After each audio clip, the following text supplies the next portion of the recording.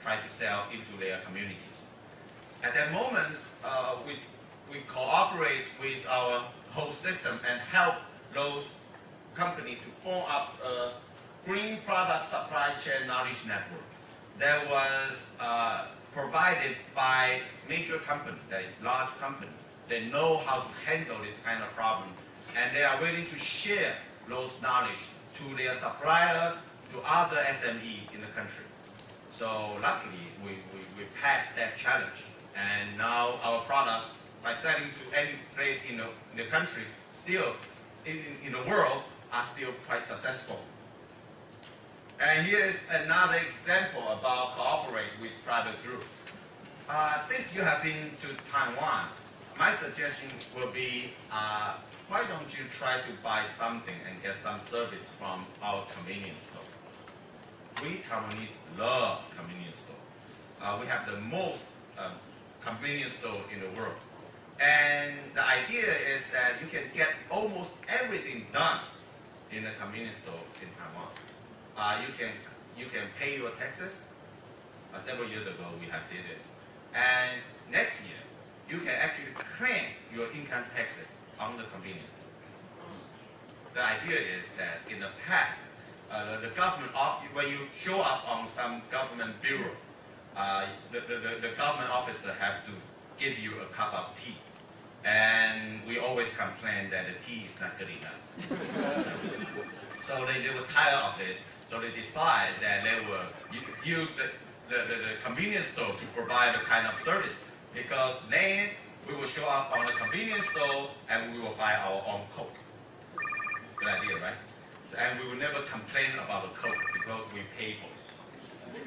So it becomes a challenge because we need a way that the large company, that is those convenience stores, try to teach their part-time employee how to perform new applications that will add into their system periodically.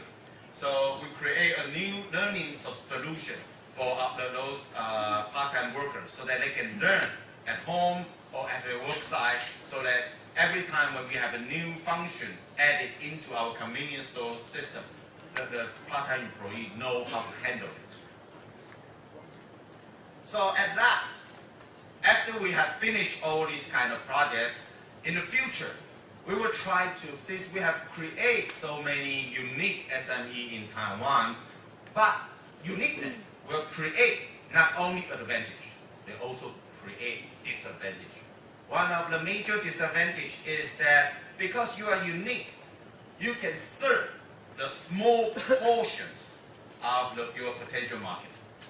For example, if you have a unique product, maybe only 1 out of 1,000 customers will need your service or your product. That means in Taiwan, because we have 23 million people in Taiwan, 1 out of 1,000 means you can only have 23,000 potential customers. So that will surely limit your business opportunity and your potential of growth.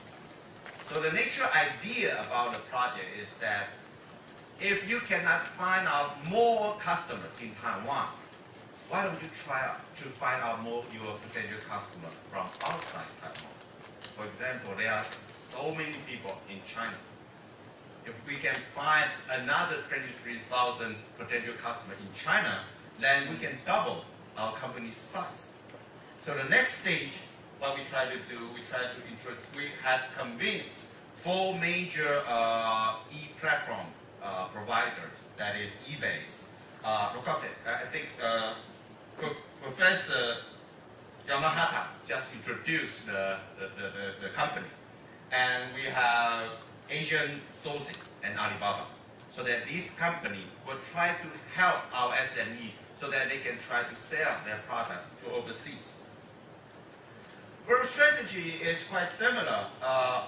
We will first have to select qualified small and medium-sized enterprises, and we try to help them to finish their planning and implementation. But in this stage, we still insist, remember our first strategy, that's incubating oriented, that the customer the SME have to decide their own business model. and they will begin to operate on the internet, and they do their own marketing and try to do some auditing, realize that whether they are doing right things or wrong things.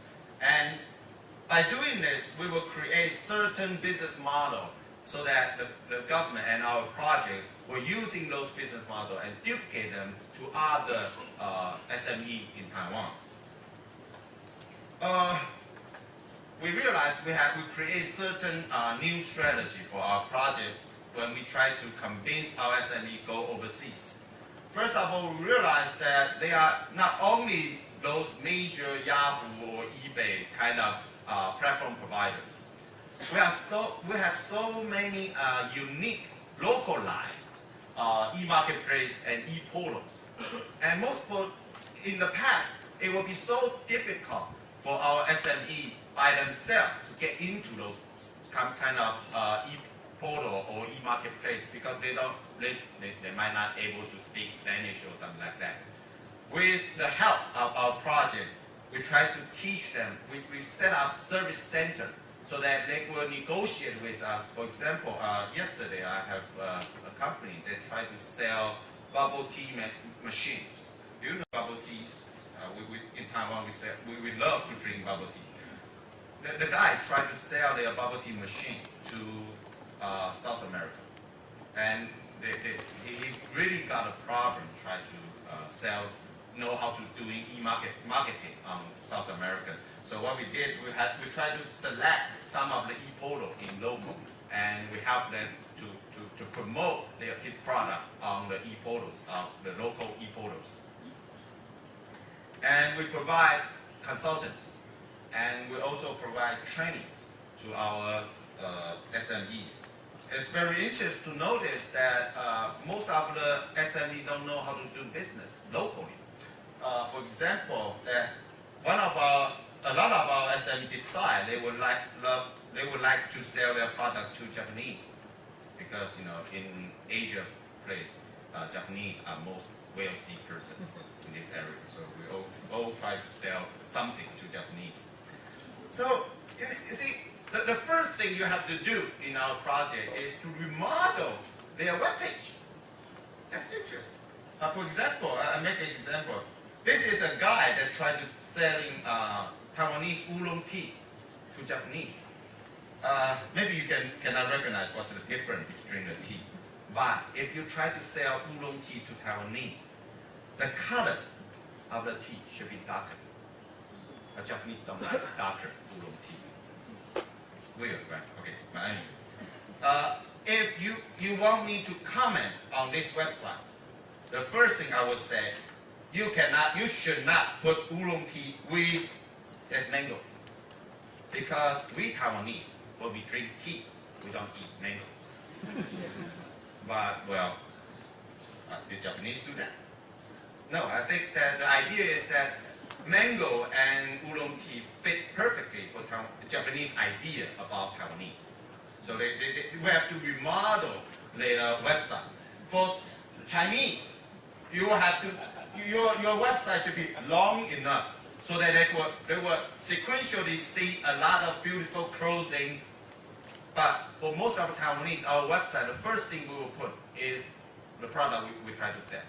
But in China, you will have to have several beautiful models that in Chinese we always say 正妹, okay, to show beautiful clothing first, and then try to sell them the clothing. So in this project, we do try to help them to understand and how to sell their product globally after we have to transform them into a very unique SME in Taiwan. Well, good news or bad news? We realized that in our project, we still have a long way to go. It's a bad news because we still have struggled for our own survival for those SMEs. It's a good news because I still have a job. Okay? That's a good idea. But anyway, this is my presentation, and thank you for your listening. And remember, if you need a translator, don't forget to go downstairs to see our project, to understand the project. And yes, my students will run away because they hate to speak English. But anyway, I will try to do my translation there. So don't forget to do that. Thank you for your attention.